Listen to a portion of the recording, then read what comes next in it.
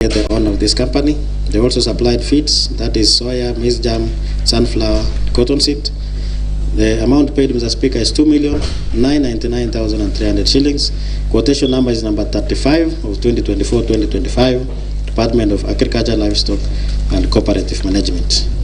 Mr. Speaker, number 44 is Lorry Enterprises. We did not also get the owner of this company, Mr. Speaker. This one, Mr. Speaker, supply of feeds, raw materials, that is soya, maize germ, sunflower and cotton seed cake to Toronto FCS in Kapsa's wards. They were paid 2,997,000. At the quotation, Mr. Speaker, is 38 of 2024-2025, the Department of Agriculture, Livestock, Cooperative Management. Number 45, Mr. Speaker, is Prospera Ventures Limited, owned by Dorcas Chepkemoy. And the procured works, Mr. Speaker, unfortunately, we were not given the voucher, so we were not able to know the procured works and the amount paid. And the amount paid, Mr. Speaker, in this company was 370,000 and 199 shillings. The last company, Mr. Speaker, number 46, is Mengro Products Limited, owned by Joroge.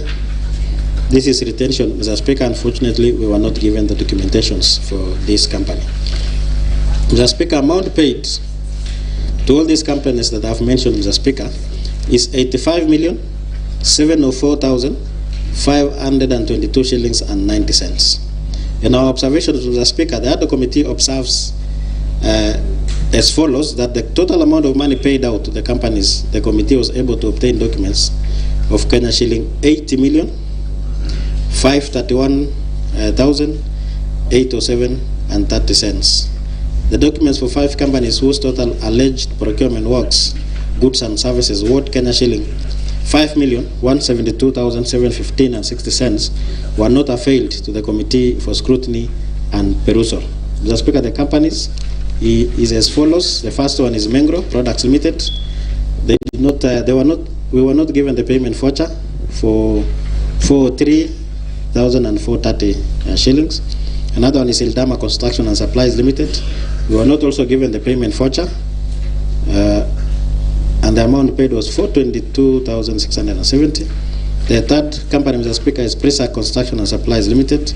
We were not also given the payment voucher, and they were paid 417,056 and 456 shillings. Number 4, Mr. Speaker, is Prospera Ventures Limited.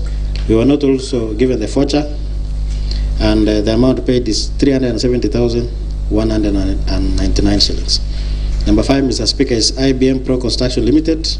We were not also given the payment vouchers, but the amount paid, Mr. Speaker, is 3,558,960. Total amounting to Kenya shilling, Mr. Speaker, 5,172,715 and 60 cents. Mr. Speaker, all the companies processed by the Department of Finance and Economic Planning and the Department of Agriculture, Livestock and Cooperative Development had their ownership concealed. Mr. Speaker, this one demonstrates the deep rot of the misuse of public funds in Kericho County. Mr. Speaker, most of the retention fees paid by the Department of Public Works, Roads and Transport may have amounted to double payments since the companies in questions had been paid in full. Additionally, documents shows that the companies may not have remitted the taxes.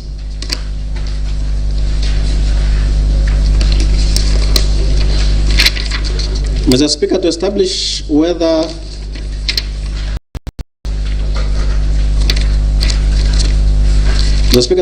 the companies participated in any formal procurement processes, the Ad-Hoc committee examined the procurement plans for the departments concerned to ascertain whether the works procured or sanctioned as per Public Procurement and Disposal Act 2015. Additionally, Mr. Speaker, the committee examined payment vouchers to ascertain whether works sanctioned was processed competitively through procurement to finality. And Mr. Speaker, the committee observation is as follows: that most of the items procured by the departments were in the approved procurement plans presented by the affected departments. The second one, Mr.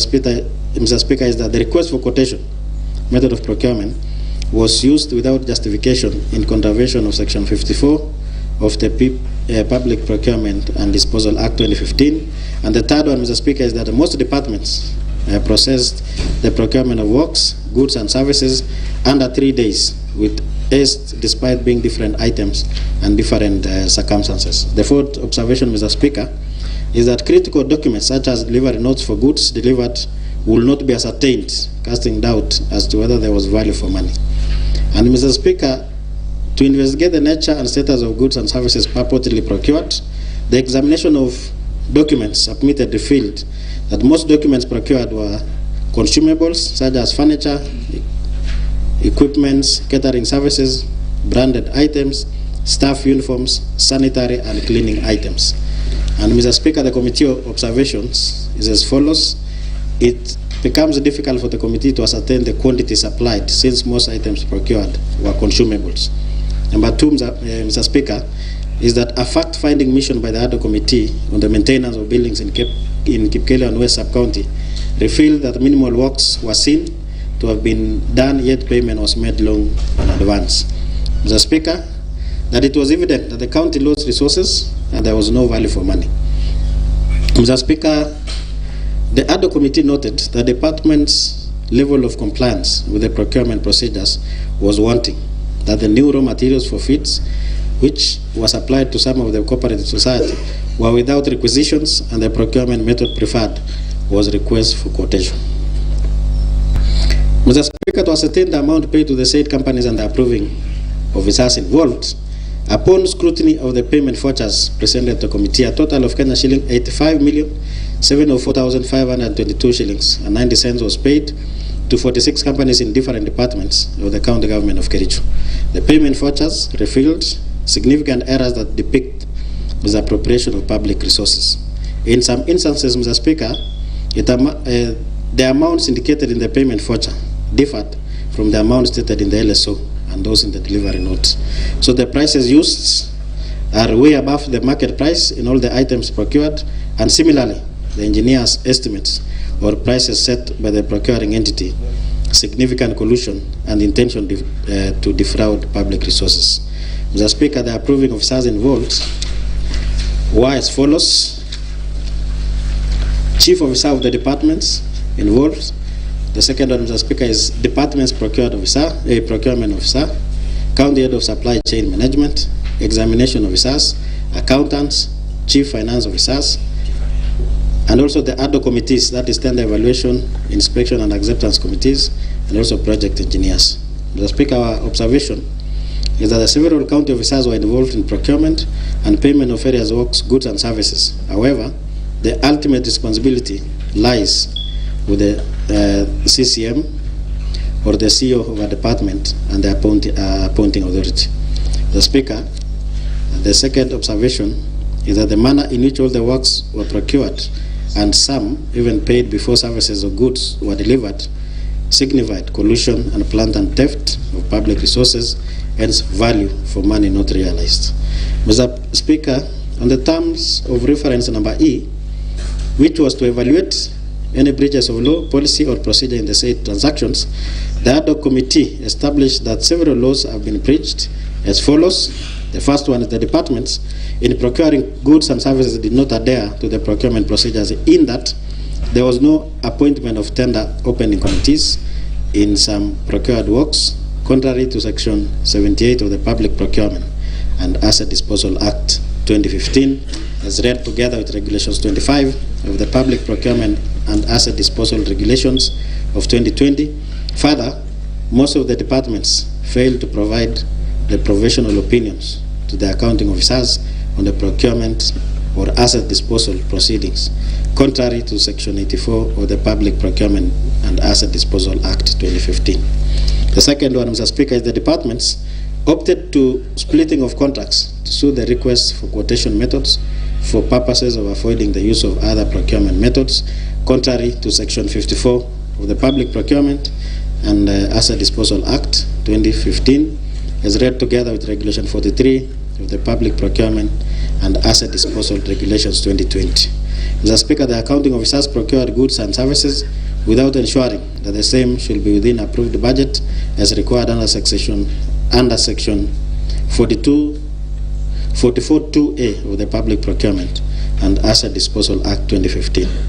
Mr. Speaker, number 4 is that documents used by the departments were not clear and did not bear references to the procurement requirements, provisions of dates, especially invoices generated under signatures of respective officers. This clearly shows that the officers contravened the provisions of Regulation 68 of the Public Procurement and Asset Disposal Regulations of 2020. Number 5, Mr. Speaker, is the departments did not conduct market survey as required under Regulation 43.4 of the Public Procurement and Asset Disposal Regulation of 2020. So the contractors therefore supplied goods and services, exorbitant prices contrary to Section 54.2 of the Public Procurement and Asset Disposal Act of 2015.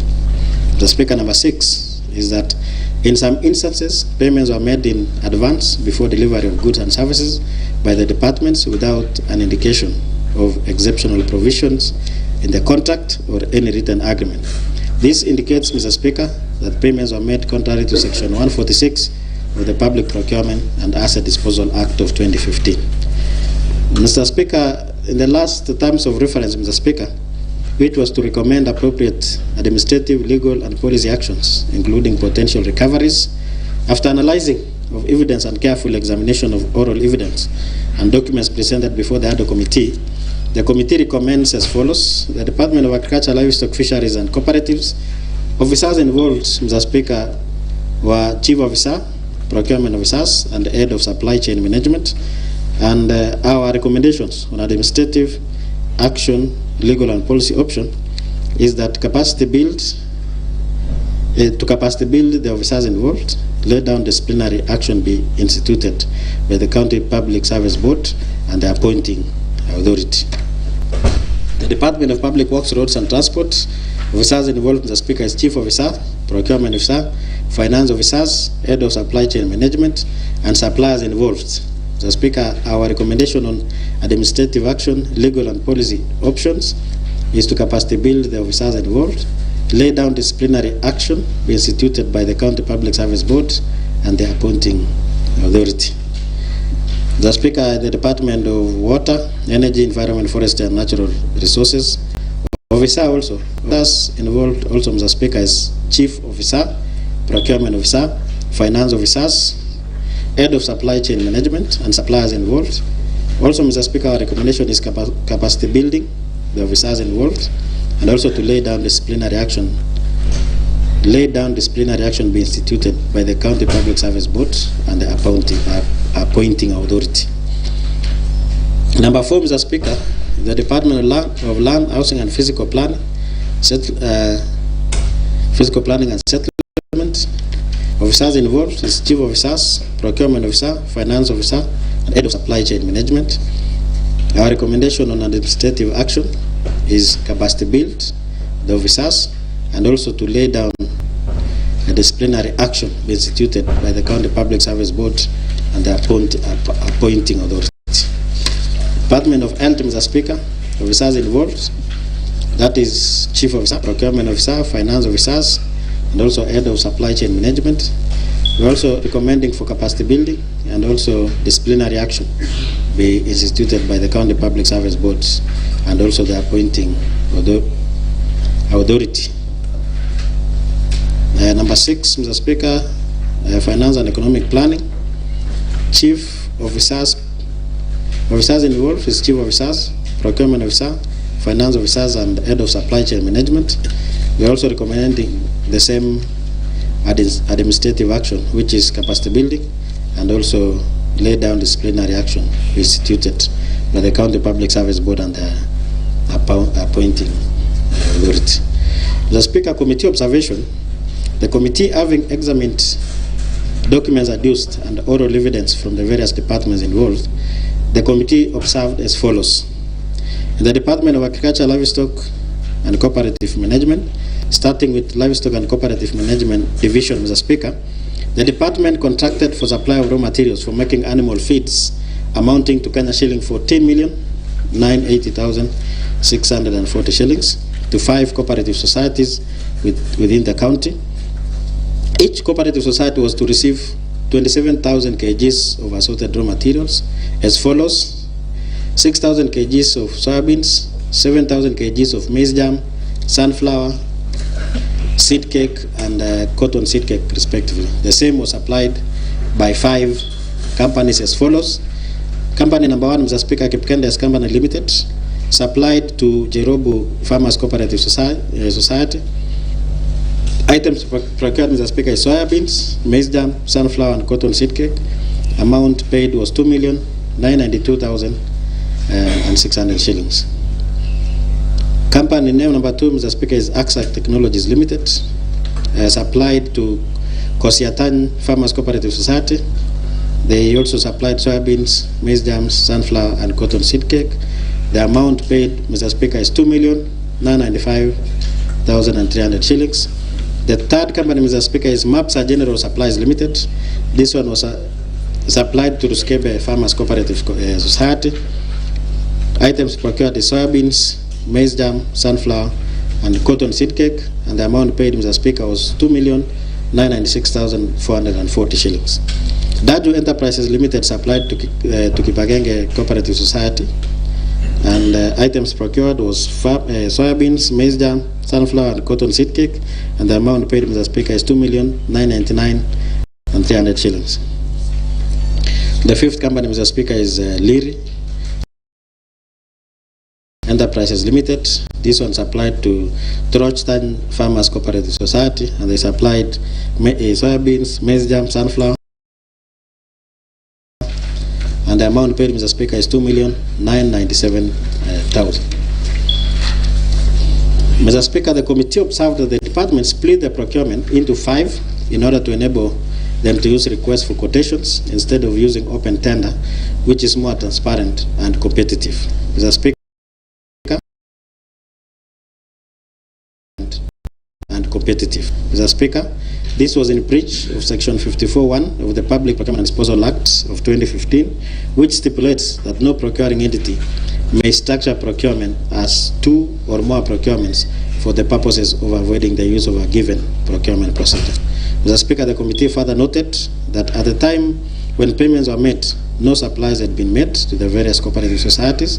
However, after the issue was raised, partial delivery of the raw materials was delivered to various farmers cooperative societies.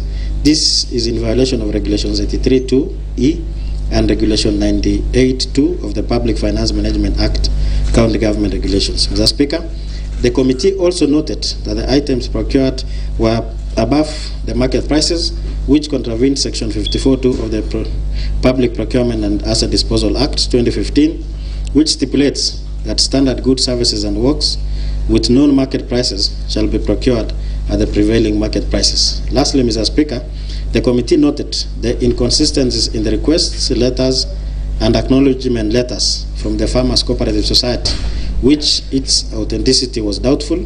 At the same time, ETIM's, Mr. Speaker, ETIM's invoices were not attached to the payment vouchers, hence contravening the Kenya Revenue Authority guidance that requires all business person claiming any business expense as at 1st January 2024 to submit the ETIM's invoice. We therefore, Mr. Speaker, recommend as follows: that all the public funds lost for goods not supplied and services not rendered be fully recovered from the suppliers, and the accounting officers be held accountable. The second recommendation, Mr. Speaker, is that the leaders of the various cooperative societies follow up to recover the raw materials within a period of 28 days from the approval of this report. The third recommendation, Mr. Speaker, is that the funded ETIMs for the above companies be provided to the Committee on Agriculture within 15 days from the approval of this report. Then, Mr. Speaker, in the Division of Agriculture, the department contracted for the supplies of office furniture amounting to Kenya shilling 2,828,000 from Nesfield Enterprises Limited, catering services amounting to Kenya shilling 2,972,820 from Kichoza Company Limited, and assorted stationaries amounting to Kenya shilling 2,948,000 from Jolie Group Limited, all totaling to Kenya shilling 8,748,820. The committee observed that all the above payments was not supported by the official ETIM's invoices, hence contravening the Kenya Revenue Authority guidelines that requires all business person claiming any business expense as at 1st January 2024 to submit the e-Teams invoice. Mr. Speaker, the S11, that is counter receipt and issue voucher, which was used to issue furniture to the users, were not legible. Hence, the committee could not establish if the said supplies were received and issued to the users. Mr. Speaker, at the same time, another S11 indicated all the stationeries procured were issued to one officer instead of being received and put in the store so that it can be issued on need basis. Mr. Speaker, the invoice for the provisions of catering services was not dated. This is appointed to weak internal controls. Committee recommendations, Mr. Speaker, is that the Chief Officer of the Department ensure that internal systems and controls are adhered to as provided for in the law and regulations. Number 2 is that Form S13, S11 be adhered in order to track supplies and ensure goods procured are accounted for. Mr. Speaker, the third one is that valid e-Teams for the above companies be provided to the Committee on Agriculture within 15 days from the approval of these reports. The Department of Public Works, Roads and Transport, Mr. Speaker, the department contracted Simron Construction Company Limited for the supply of computers amounting to Kenya shilling 2,750,000 and Real Supplies Limited for maintenance of motor vehicles amounting to Kenya shilling 2,975,000